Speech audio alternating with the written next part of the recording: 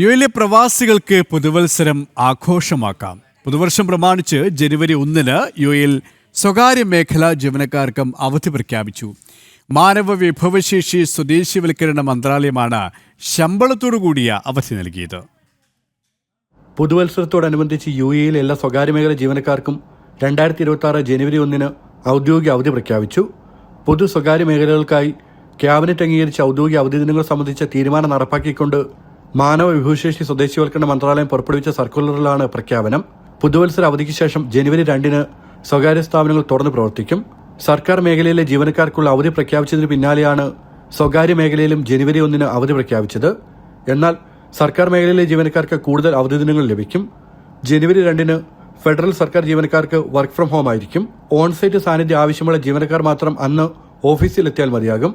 ശനി ഞായർ ദിവസങ്ങളിലെ വാരാന്ത്യ അവധി കൂടി ചേരുമ്പോൾ ഭൂരിഭാഗം സർക്കാർ ജീവനക്കാരും 4 ദിവസം ഓഫീസിൽ ഹാജരാകേണ്ടതില്ല.